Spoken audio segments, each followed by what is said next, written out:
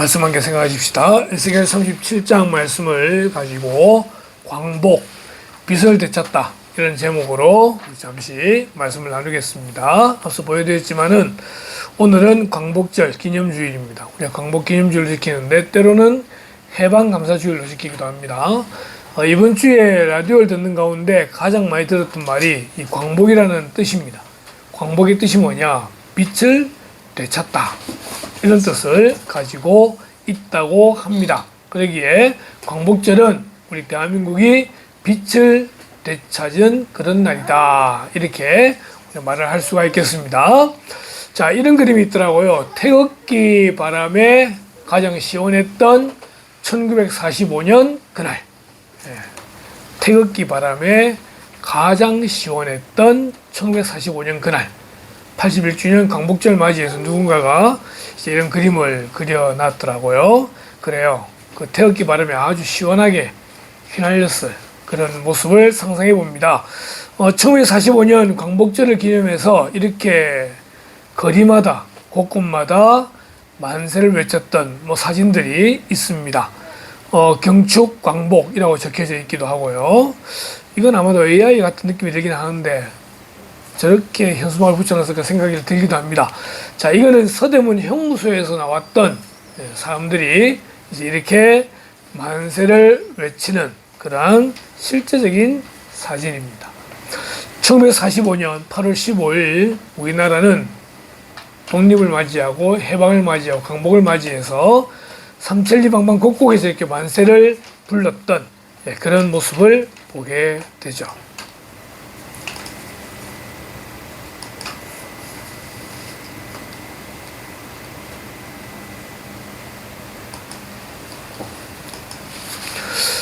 자, 광복의 이유. 우리나라가 광복을 하게 된 이유에 대해서 여러 가지의 학설들이 있습니다. 학문적으로 이제 그렇게 해놓은 건데, 크게 이제 세 가지의 이유를 본다고 할 첫 번째는 일본의 무조건적인 항복의 결과다. 일본이 천황이 무조건 항복을 한다라고 이야기를 했죠. 그죠? 자, 이거는 가장 직접적인 계기가 됩니다. 가장 직접적인 계기. 두 번째는 연합국의 승리가 가져다 준 결과입니다. 이 연합국의 승리 때문에 일본이 무조건 항복을 하게 되는 거죠. 그래서 이거는 결정적인 외부 요인이다. 일본이 진주만을 공격하게 되고 연합군들이 일본을 공격하는 가운데 미국이 일본의 원자폭탄을 터뜨리게 되고 그 얼마 있다가 항복을 하게 되어지는 이런 과정이니까 이거는 결정적인 외부 요인이 되는 거죠. 근데 더 중요한 건 이제 이거죠. 국내외에서 꾸준히 전개된 독립전쟁과 그 열의의 결과다. 이게 이제 근본적인 원인이 되는 겁니다. 수십 년 동안 일제 치하에 있는 동안에 독립군뿐만 아니라 우리나라의 많은 사람들이 꾸준하게 독립전쟁을 준비하고 또 열의를 보였던 결과로 인해서 이런 우리나라의 광복이 오게 되었다라고 말을 하는 것입니다. 그러니까 이제 이런 결과 때문에 나중에 미국과 소련이 나라를 나눌 때에도 어쨌든 간에 우리나라의 독립을 인정하는 그런 결과가 생기게 되는 거죠. 만약 그게 없다면 완전히 자기들이 통치하게 되는 그런 일이 생기게 되었을 테니까요. 자, 이렇게 이제 꾸준히 노력한 모습들 가운데 이제 하나가 의병들이 있죠. 그죠? 의병들. 사실은 당시에 아무도 배우지 못했던 그런 농민들이나 또는 학생들이나 이런 사람들이 나라의 독립을 어쨌든 이루겠다라고 투신하고 해가지고 전쟁을 하게 되는, 그러다가 많은 의병들이 죽임을 당하는 그런 이제 내용이 등장을 합니다. 1919년 3.1 운동이 있죠. 이 3.1 운동 때 또 수많은 사람들이 죽임을 당하게 되더라고요. 그죠? 그 다음에 이제 대한민국 임시정부 수립을 하게 됩니다. 1919년 만세사건 이후로 이제 중국으로 가서 임시정부를 수립하는 이런 이제 사진들도 있게 되고요. 그리고 나중에는 만주에 가서 무장투쟁을 하게 되죠. 밑에 선샤인에 보게 되면 마지막에 주인공이 만주에 가서 막 부인들을 양성하는 그런 이제 모습들이 나오게 되는데, 이제 이런 모습이 또 있다고 한다면은 윤봉길 의사처럼 이제 직접적으로 폭탄을 터뜨려서 하는 그러한 일도 있죠. 나는 적성으로서 조국의 독립과 자유를 회복하기 위하여 한인 애국단의 일원이 되어 중국을 침략하는 적의 장교를 도륙하기로 맹세하나이다. 그래서 이제 도시락 폭탄 던지는 그런 모습도 나오기도 하고요. 저뿐만 아니라 많은 사람들이 이렇게 나라의 독립을 위하여, 광복을 위하여 자기의 목숨을 던지고 때로는 돈을 써서라도 그렇게 애를 썼던 수많은 사람들이 있습니다. 그런 이유들로 인해서 대한민국의 독립이 왔다라고 말하지만 더 중요한 이유가 있다라고 보는 것입니다. 그게 뭘까라고 할 때 우선 볼 거는 1919년 만세운동대에 있었던 33인의 민족 지도자입니다. 이들이 말하기를 서로 믿는 신은 다르나 독립의 열망은 같으리. 이래서 여러 종교들의 리더들이 함께 모여서 만세운동을 주도하게 되는데 그 구성 멤버를 보게 되니까 천도교가 있습니다. 천도교가 15명으로 나오는데 그 중에 밑에 보면 이갑승이라는 분이 기독교로 분류되기도 한다라고 되어 있잖아요. 그죠? 기독교가 16명입니다. 길선주 목사님 포함해서. 근데 이갑승이라는 이분까지 포함해서 기독교가 17명이라고 이야기를 하는 겁니다. 불교가 2명이 있죠. 유명한 시인의 한용운 스님까지 해가지고 이렇게 볼 때 개신교가 17명이라는 말은 33인 가운데 절반 넘는 수가 기독교인이라고 하는 거예요. 그럼 기독교인들은 이 3.1 운동을 진행하면서 어떤 마음으로 진행했겠느냐라고 할 때에 이들은 기도하는 마음으로, 순교하는 마음으로 이 운동을 움직였다는 거예요. 그냥 단순히 만삼은 부르고 마는 것이 아니라 나라를 위해서 우리가 무엇을 해야 되느냐, 하나님을 믿는 사람으로서, 예수님을 믿는 사람으로서 우리는 지금 무엇을 해야 되는가를 그들은 기도하는 가운데 고민하고 결정하고 직접 실천을 했다는 겁니다. 그래서 찾아보게 되죠. 3.1 운동과 기독교 또는 광복과 기독교 찾으니까 이렇게 나오는 겁니다. 광복과 한국 기독교는 일제강점기 신사참배 거부 순교, 3.1 운동 참여, 그리고 해방 이후 건국과 국가 재건 과정에서 깊은 역사적 연관성을 맺고 있습니다. AI가 알려준 정보입니다. 독립운동과 신앙적 저항, 3.1 운동 참여. 기독교계는 민족 대표 33인 중 16명 또는 17명이 포함되는 등 3.1 운동 전개 과정에서 조직적이고 주도적인 역할을 담당했습니다. 전국의 교회가 다 연결되어져 가지고 3.1 운동을 하는데 아주 주도적인 역할을 하게 되는 거죠. 신사참배 거부 투쟁, 일제 말기 신사참배 강요에 맞서 이를 거부하다 주기철, 손영원 목사 등 수많은 성도와 목회자들이 투옥되고 순교했습니다. 비밀 열사 및 임시정부 지원, 상해 임시정부 수립과 활동에 기독교 사상을 가진 지인들과 목회자들이 깊이 관여하여 민족의 주권 회복을 도왔습니다. 일제 36년 압제받는 시기에도 교회는, 기독교는 때로는 신사참배에 찬성하는 그런 잘못된 결정을 내리기도 하지만 그러나 수많은 교회들은 민족의 독립을 위하여 정말 그들은 힘든 그런 시간들을 감당하면서도 그들은 힘을 보태었던 걸 보게 됩니다. 그런 가운데 아주 유명한 한 분이 유관순 열사죠. 유관순 열사는요, 5살 때에 교회를 처음 갔다고 이야기를 합니다. 그러는 가운데 믿음을 가지게 되었었고 온 가족이 다 교회를 다니게 됩니다. 그 아버지는 한학자였기 때문에 이제 학자로서 이제 믿음은 가지지 않지만 이 아이들이 교회 가는 걸 다 허락을 하고 그러는 가운데 고등학교를 이화학당으로 가게 됩니다. 거기서 더욱더 믿음으로 성장하고 준비하는 가운데에 나라의 아픔을 생각하면서 만세운동을 주도하게 되는 그때가 고등학교 1학년 때의 나이입니다. 유관순 열사가 만세운동을 감당할 수 있던 가장 큰 이유는 그 마음 가운데 믿음이라는 게 있었기 때문에 그렇습니다. 하나님을 믿는 사람으로서 정말 나라를 사랑한다면 무엇을 해야 하는가에 대한 분명한 확신이 그에게 있었다는 것입니다. AI는 마지막으로 이렇게 말합니다. 자유와 책임이 이 시대에 우리가 해야 될 사명이다. 광복을 통해 얻은 자유를 분열과 정죄가 아닌 상생과 화해의 도구로 삼아야 한다. 평화와 통일, 과거의 대립을 넘어 한반도의 평화와 이웃을 향한 승림을 실천하는 것이 현대 기독교가 지향해야 할 광복의 정신으로 강조되고 있다. 이거 보면은 AI에서 모든 답을 다 내려주는 것 같습니다. 그죠? 근데 뭐가 빠져 있습니까? 성경이 빠져 있습니다. 그래서 그 성경은 제가 설명을 합니다. 자, 오늘 우리가 처음 살펴볼 내용은요, 에스겔 37장인데, 에스겔 37장에는 두 가지의 큰 내용이 나옵니다. 그중에 첫 번째가 마른 뼈 환상입니다. 하나님께서 에스겔을 데리고 골짜기로 가시게 되죠. 보십시오. 여호와께서 권능으로 내게 임재하시고 그의 영으로 나를 데리고 가서 골짜기 가운데 두셨는데 거기 뼈가 가득하더라. 골짜기에 들어갔는데 뼈가 많은 거예요. 나를 그 뼈 사방으로 지나가게 하시기로 본즉 그 골짜기 지면에 뼈가 심이 많고 아주 말랐더라. 다시 말하면 아무런 소망이 없다는 거예요. 아무런 소망이 없다는 거예요. 그가 내게 이르시되 인자 이 뼈들이 능히 살 수 있겠느냐 하시기로 내가 대답하되 주 여호와께서 주께서 아시나이다. 할 말이 없죠. 에스겔의 머리는 분명합니다. 절대 못 살아난다. 왜냐하면 살아날 만큼의 그런 어떤 수분이나 조금의 어떤 끈적이도 보이지 않는 그러한 뼈들이라는 거예요. 그래서 말로는 절대 못 살아납니다 라고 말을 하고 싶지만 하나님이 물으시잖아요. 이 뼈가 살겠느냐? 그러니까 뭐라고 대답해요? 여호와여 주께서 아시나이다. 하나님이 하나하나 말씀을 하시죠.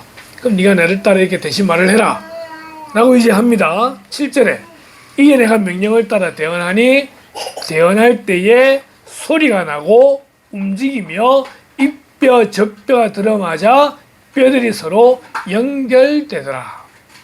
말라있던 그 뼈가 에스겔이 하나님의 말씀을 대언을 했을 때에 서로 간에 맞추어지더라는 겁니다. 맞추다가 이 뼈 내 뼈 아닌데 뭐 이런 게 아니라 그냥 그 뼈대로 서로 맞추어지는 거죠. 그리고 그 뼈에 힘줄이 생기고 살이 오르며 그 위에 가죽이 덮이나 그 속에 생기는 없더라. 생기 빼고는 이제 준비가 다 된 거예요. 뼈가 맞춰지고 그 위에 힘줄이 생기고 살이 오르고 가죽이 덮이고 그런데 생기가 없어요. 그건 마네킹이죠. 다시 말씀하십니다. 또 내게 이르시되 인자야 너는 생기를 향하여 대언하라. 생기에게 대언하여 이르기를 주 여호와께서 이같이 말씀하시기를 생기야 사방에서부터 와서 이 죽음을 당한 자에게 불어서 살아나게 하라 하셨다 하라. 이에 내가 그 명령대로 대언하였더니 생기가 그들에게 들어가매 그들이 곧 살아나서 일어나 서는데 극히 큰 군대더라. 아무런 생기 없던 그러한 껍데기만 있던 그러한 존재들이 이제는 생기가 들어가서 큰 군대가 되었다는 거예요. 아무런 희망이 없는 다 죽은 마른 뼈였던 그들이 말씀에 의해서 그들에게 뼈가 붙고 힘줄이 생기고 살이 덮이고 가죽이 덮이고 생기가 더 큰 군대로 변하게 되더라는 거예요. 큰 군대로 변하게 되는 거예요. 또 내게 이르시되 인자 이 뼈들은 이스라엘 온 족속이라. 그들이 이르기를 우리의 뼈들이 말랐고 우리의 소망이 없어졌으니 우리는 다 멸절되었다 하느니라. 이 본문이 이스라엘 백성, 조금 이따 다루게 되겠지만 이스라엘 백성이 멸망을 당하고 포로로 끌려와 있을 때 아무런 소망이 없다고 할 그때, 근데 그러할 때에 에스겔을 통해 환상을 보여주기를 이 마른 뼈와 같이 죽어있고 아무런 소망이 없는 이스라엘이지만 하나님의 능력이 함께하게 될 때 그들이 다시 살아나게 될 것이고 다시 회복되어지는 그러한 모습을 보여주고 있더라는 것입니다. 이 이스라엘 모습이 누구와 비슷하다? 우리나라와 너무나 비슷하다는 거예요. 일제 36년 동안 아무런 소망이 없었던 그런 이 땅에 하나님께서 생기를 불어넣으심으로 다시 이 땅이 회복되는, 우리는 이미 그 이전에 있었던 81년 전의 사건을 알고 있기에 우리는 이 말씀이 이스라엘뿐만 아니라 우리에게 하시는 말씀으로 받아들일 수 있다는 것이죠. 그러므로 너는 대언하여 그들에게 이르기를 주 여호와께서 이같이 말씀하시기를 내 백성들아 내가 너희 무덤을 열고 너희로 거기에서 나오게 하고 이스라엘 땅으로 들어가게 하리라. 이게 광복이고 이게 해방이고 이게 독립인 거예요. 이스라엘의 하나님의 능력으로 그들이 다시 고향 땅으로 돌아가게 됐던 것처럼 광복을 얻은 것처럼 우리도 하나님의 은혜로 광복을 누리게 되었다는 것을 이 말씀을 통해 다시 한번 깨닫게 되는 겁니다. 두 번째 나오는 내용은 이 내용이에요. 엘리야에게 막대기 2개를 준비하라 그럽니다. 그 막대기 2개를 준비하는데 이 막대기에 보니까 하나는 남유다, 하나는 북이스라엘로 적혀져 있습니다. 이 2개의 나무를 하나로 합치는 퍼포먼스를 진행하게 하는 거죠. 그리고 이제 설명하게 되는 겁니다. 자, 그 내용을 말씀으로 보십시다. 여호와의 말씀이 또 내게 임하여 이르시되, 첫 번째는 마른 뼈 환상을 통하여 설명을 한 겁니다. 그 다음 이제 두 번째 내용인데, 인자야 너는 막대기 하나를 가져다가 그 위에 유다와 그짝 이스라엘 자손이라 쓰고, 자, 유다와 그짝 이스라엘입니다.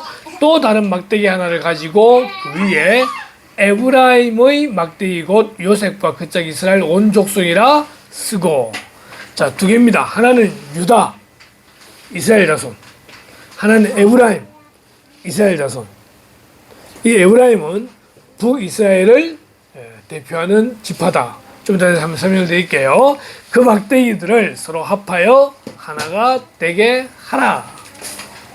뭐 본드로 바르든지 실리콘으로 바르든지 어쨌든 이걸 갖다가 2개를 하나 딱 합쳐가지고 하나가 되게 하는 이런 퍼포먼스를 하라고 얘기를 하는 겁니다. 그러면서 내 손에서 둘이 하나가 되리라. 구약을 보십시다. 이스라엘은 3가지로 구분할 수 있는데, 첫 번째가 통일왕국 시대가 있습니다. 통일왕국 시대, 사울, 다윗, 솔로몬. 이스라엘 나라의 첫 번째 왕은요 사울입니다. 12개 지파 가운데 베냐민 지파에서 뽑힌 사람이에요. 베냐민은 막내 지파입니다. 그 옛날 야곱의 이름이 이스라엘로 바뀌게 되어지는데, 그 야곱의 12아들 가운데 막내가 베냐민이에요. 우리나라는 뭐 경상도, 전라도 뭐 이런 여러 지역이 있지만은 그 지역에 높고 낮은 게 없잖아요. 다 똑같아요. 그런데 이스라엘은 12개 지파가 형과 동생이 분명해요. 루벤이 대빵이에요. 형이니까. 베냐민은 막내예요. 그런데 왕이 어느 지파에서 나왔느냐? 베냐민에서 나온 거예요. 그러니까 사람들이 인정할 수 있느냐? 인정을 못하는 거예요. 그러니까 처음에 사울은 왕이 되었을 때에 인정을 못 받았어요. 근데 하나님의 은혜로 전쟁에 승리하게 되면서 점점 인정을 받게 되는데, 인정하다가 그 마음에 교만한 마음이 들어가게 되는 거죠. 그것 때문에 그는 왕에서 그만두게 됩니다. 그 사울만 왕이 되고 그 다음부터 왕이 되지 못하는 거예요. 그런데 그 기간이 무려 40년이에요. 그리고 왕이 된 사람이 누구냐? 다윗이에요.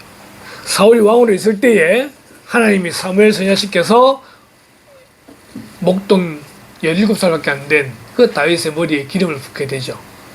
그리고 난 다음에도 한참 있다가 드디어 다윗이 왕이 됩니다. 왕이 될 때까지 무려 걸렸던 기간이 거의 한 30년 가까이 된다고 보시면 됩니다. 하여튼 40년 동안 왕으로 있게 되어지고 다윗의 아들 솔로몬이 왕이 됩니다. 이때 다스렸던 그 지역을 보니까 이래요. 요 안에 있는 노란색, 진한 노란색이 사울의 왕국입니다. 사울이 이스라엘 다스릴 때에 저 정도 영역이었다고 말한다면은 다윗 때는요, 노란색 전체가 다윗 때입니다. 얼마나 전쟁을 많이 깨겠어요? 다윗이 성전을 지으려고 해요. 하나님이 다윗 보고 짓지 못하게 하죠. 왜냐면은 다윗이 전쟁을 통해서 너무나 많은 영역을 확보했었기 때문에, 만일 다윗이 성전을 짓게 되면 다른 나라가 볼 때에 이스라엘의 하나님은 전쟁을 좋아하는 신인가 보다 라고 하게 될까 싶어서 그에게는 성전을 짓지 못하도록 하고 대신 솔로몬에게 성전을 짓도록 만드셨어요. 그 솔로몬은 일명 평화의 왕이라고 하는 별명을 가지고 있고 또 지혜의 왕이라는 설명을 가지고 있습니다. 서면에 가면은 솔로몬 타로점이 있습니다. 예, 타로인데 제목이 솔로몬이. 예. 어쨌든 솔로몬은 지혜의 왕이었습니다. 그 솔로몬이 저 위에까지 영역을 확보하게 되는 거죠. 자, 그런데 이 지혜의 왕이었던 솔로몬이 그 지혜로 하나님을 잘 섬겼으면 되는데 인간의 마음을 가지고 인간적인 방법으로 나라의 평화를 가져오려고 만듭니다. 그게 주변 지역국 나라의 공주들과 결혼을 하게 되어 있는데 무려 1000명의 300명의 아내와 700명의 첩들을 두게 되는 그런 일이 벌어지게 되는 거죠. 근데 그 아내들이 나라에 들어올 때 그냥 들어온 것이 아니라 각자 자기 나라의 우상들을 다 가지고 들어오게 되는 거예요. 그래서 솔로몬 때 성전도 지었지만 이 전체가 산당이 되어가지고 모든 지역에서 우상을 숭배하는 일이 벌어지게 되는 겁니다. 하나님이 무려 3번이나 경고를 합니다. 경고함에도 불구하고 솔로몬은 그 경고를 알아듣지 못하고 있다가 솔로몬 죽고 난 다음에 나라가 2개로 나뉘게 되는 거죠. 분단이 되는 겁니다. 그래서 남쪽은 유다 지파, 베냐민 지파, 이 2개의 지파가 남은 이유는 뭐냐면은 둘 다 왕족을 배출한 지파이기 때문에 유다 지파로 남고 그 위에를 나머지 10개 지파가 되어지면서 북왕국 이스라엘이라고 이야기하게 됩니다. 그래서 남유다와 북이스라엘로 나뉘게 되는 일이 벌어지게 되는 것이죠. 이 북이스라엘을 대표하는 지파가 에브라임입니다. 요셉의 11번째 아들 요셉이 2명의 아들이 있는데 므낫세가 있고 에브라임이 있어요. 그 중에 이 에브라임이 북이스라엘을 대표하는 이름이 되는 겁니다. 그래서 에브라임과 그 이스라엘 이렇게 말하는 거예요. 그래서 이 2개는 하나는 남유다, 하나는 북이스라엘을 이야기하는 겁니다. 이 둘이 하나가 될 거다 말하는데, 자, 처음에 통일왕국이라고 이야기했잖아요. 그죠? 두 번째는 분열왕국 시대. 바로 여기죠. 이 분열왕국 다음에 시간이 포로시대입니다. 포로시대. 나라가 망해요. 어떻게 망하느냐? 북이스라엘은 주전 722년, 주전이기 때문에 마이너스입니다. 우리가 지금 2026년이라 말하잖아요. 이게 이제 서기 2026년이라고 말하는데 2026년 그 기준점 이전에 역사가 또 있잖아요. 그죠? 여기가 주전이 되는 거예요. 주전. 그러니까 마이너스 722년에 이스라엘이 유다의 멸망, 그 아수르의 멸망을 당합니다. 남쪽 유다는 주전 586년에 바빌론의 멸망을 당하게 됩니다. 그래서 모두 다 포로로 끌려가게 되죠. 나라가 사라집니다. 그들의 중심되는 성전이 무너지게 됩니다. 그들이 포로로 끌려가가지고 얼마나 많은 고난 가운데 있었을까요? 그렇게 끌려갔다가 이스라엘이 완전히 멸망된 지는 50년 만에, 남쪽 유다가 처음 포로로 끌려간 다음부터는 70년 만에 다시 고향으로 돌아오게 되는 포로 귀환의 시대가 있게 됩니다. 이거를 누가 이렇게 그려놨더라고요. 왕국의 소리 굽세라고 해가지고 통일왕국 시대가 있습니다. 사울, 다윗, 솔로몬. 나라가 분열되어지게 되죠.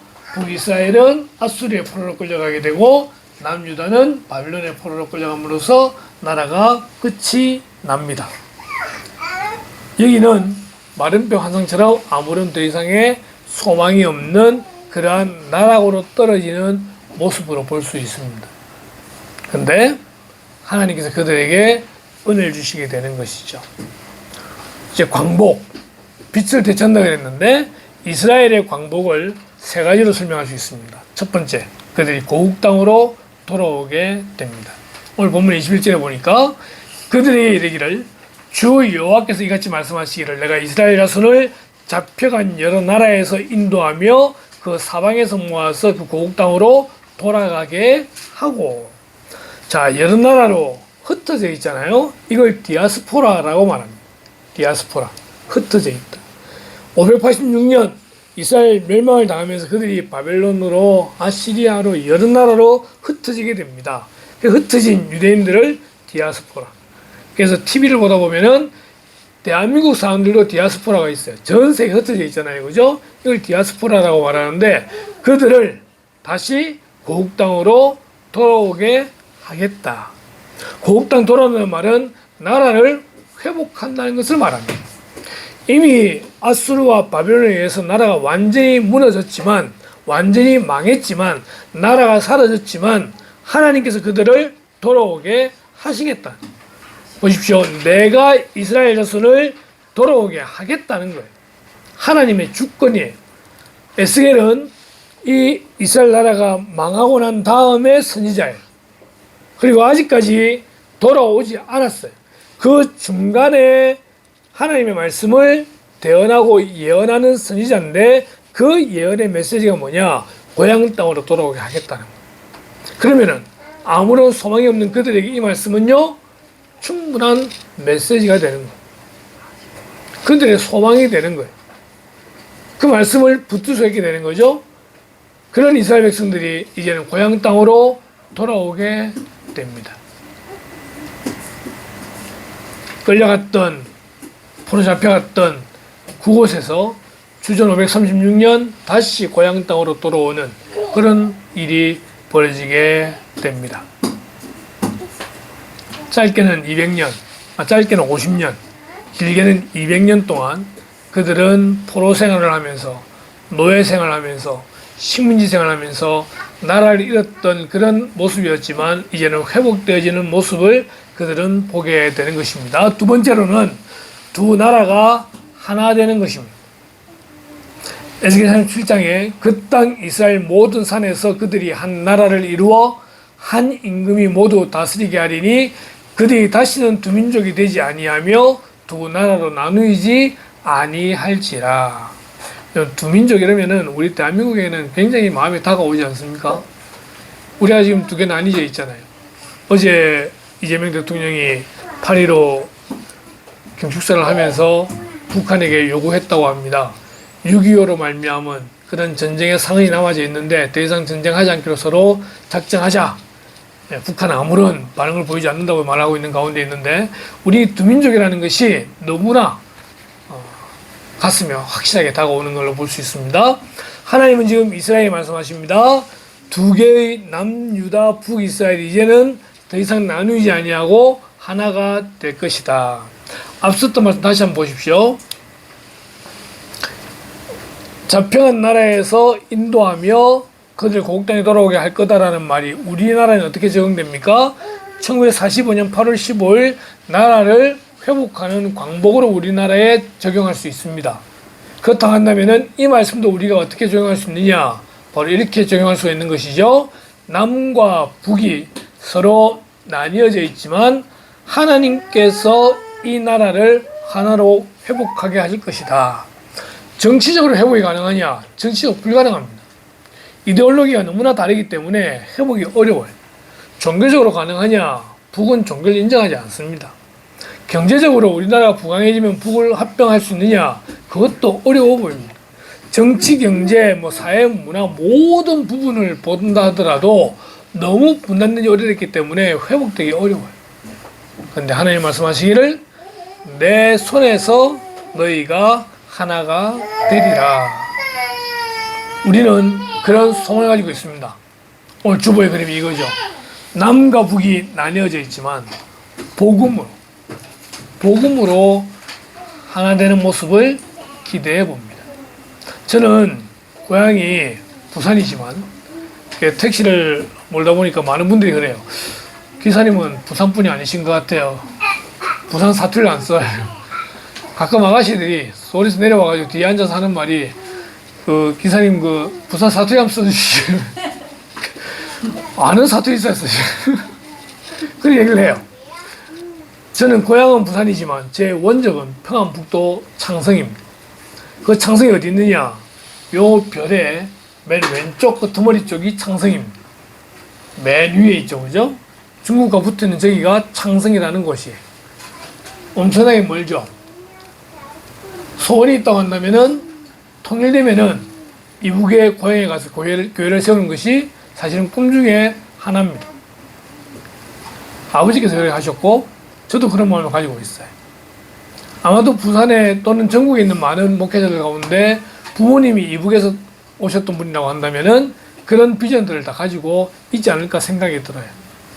남과 북이 하나 될 수 있는 유일한 방법은 뭐냐?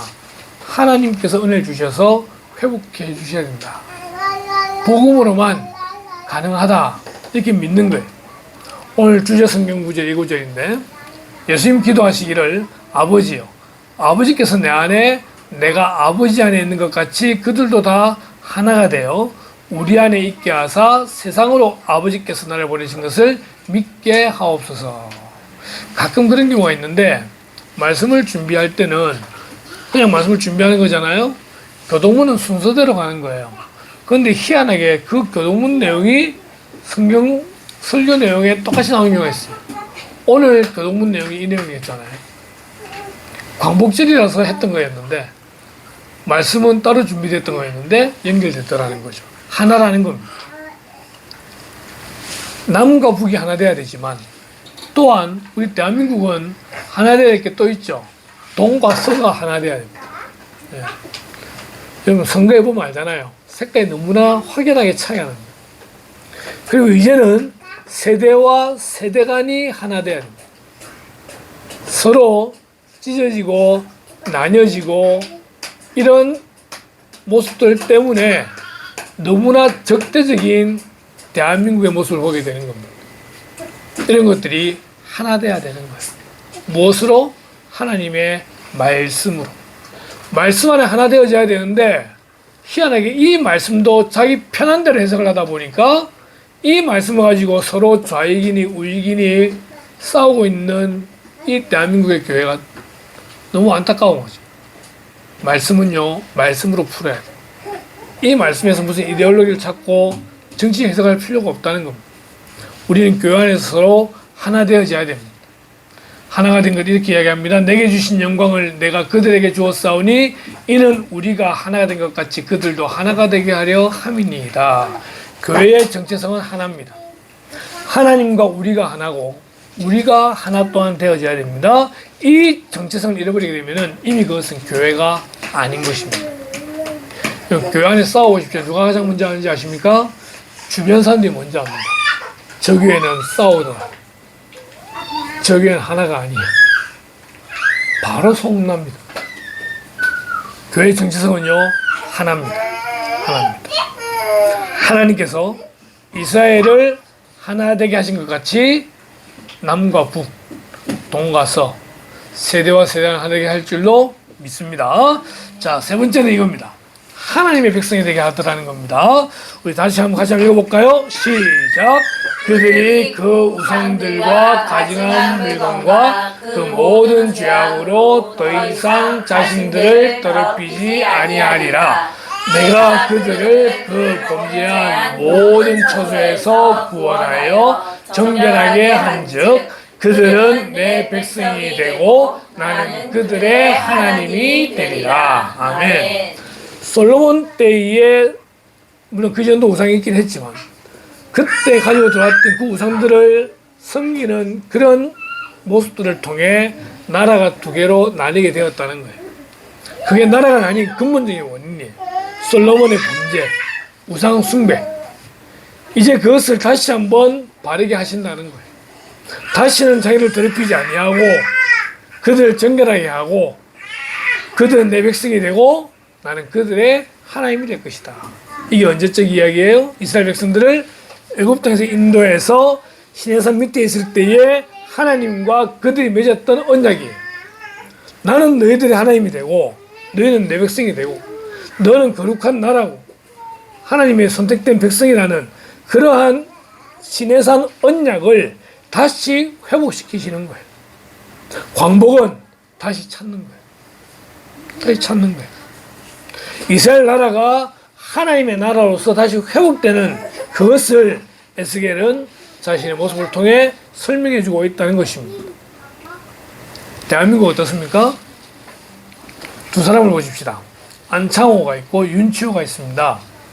작사설, 글 쓴 거에 대한 그런 것 같은데 애국가에 대한 문제입니다. 애국가를 안창호가 기록을 했다. 가사를 적었다. 그걸 누가 말을 했느냐? 안익태 선생이 말했다는 거죠. 안익태 선생은 애국가를 작곡한 분이에요. 애국가 작사가 안창호다라고 말하는데 그걸 이제 황사선 목사가 가사 전달 후에 지은 시라고 밝혔다라고 이렇게 말하고 있습니다. 그런데 1955년 조사위에서는 윤치호 씨의 결론을 이제 내렸다는 거예요. 윤치호 씨가 작사했다. 그런데 정치적 이유로 국가 관계되는 뭐 그런 걸로 인해서 이제 확정을 안 했다라고 말하고 있는데 그 가사지에는 하나님에 대한 용어들이 들어가 있었다는 것입니다. 다시 말하면 이런 거죠. 동해물과 백두산이 마르고 닳도록 하나님이 보호하사. 윤치호는 분명히 애국가를 만들 때에 하나님이라는 말을 사용했다는 겁니다. 저 당시에도 하늘님이라는 말은 분명히 사용했어요. 천도교가 하늘님을 사용합니다. 그런데 애국가는 하나님이 기록되어져 있어요. 그는 그의 신앙으로 고백한 내용입니다. 지금은 하나님, 하느님, 별, 달에 쓰지 않죠? 우리 국민학교 다닐 때는 아예 학교에 그 게시판에 하나님은 틀리고 하느님은 맞고 이런 그런 것도 적혀져 있었어요. 그럼 우리는 어린 마음에 우리 믿음 지켜야 되기 때문에 혹시나 시험에 나오면은 틀려도 좋다고 하나님이라 적었던 그랬던 기억들이 있어요. 이거는 믿음의 문제, 국어의 문제가 아니라 믿음의 문제라는 거예요. 우리는 여러 신들 가운데 하나인 하느님을 믿는 것이 아니라 유일하신 하나님 우리는 믿는다는 것입니다. 그 하나님이 이 땅을 지키고 보호해 주신다. 그것이 애국가에 적혀져 있는 우리의 신앙의 선배들의 믿음이었다는 것입니다. 대한민국은요, 하나님이 지켜주시는 나라입니다. 하나님이 보호하시는 나라입니다. 우리는 그 하나님과의 관계가 다시 회복되어져야 될 줄로 아는 것입니다. 민족의 복음화라는 말이 있죠. 우리는 그 민족의 복음화를 꿈꿉니다. 대한민국 전체 기독교 인구의 25%. 근데 그 중에 부산은 단 5%. 5%.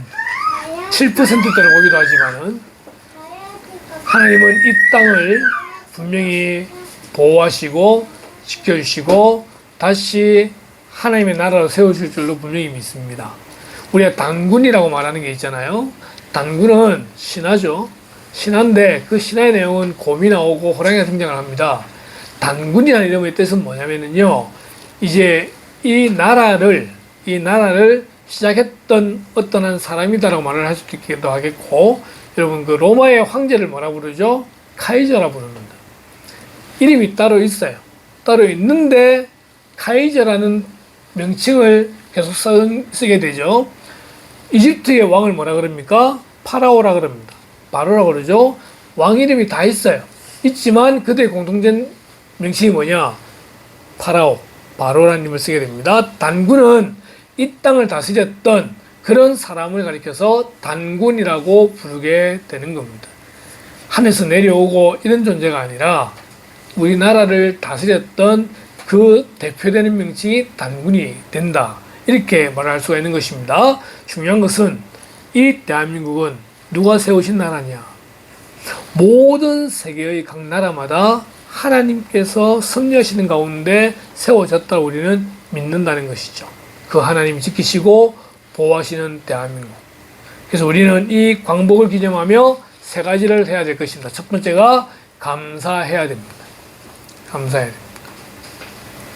앞서 많은 독립운동가들이 활동을 하고 또 여러 가지의 주변의 환경이 변하긴 했지만 하나님이 우리에게 독립을 허락하지 않았으면, 광복하지 않았으면 여전히 우리는 아직까지도 일제치하에 살아가고 있을는지도 모릅니다. 그런데 우리가 자유롭게 예배할 수 있도록, 믿음을 가질 수 있도록 이런 모든 걸 주신 하나님께 우리는 감사하는 성도가 되어야 됩니다. 그래서 Thank you, 가시라고 이렇게 우리가 고백을 하게 되는 것이죠.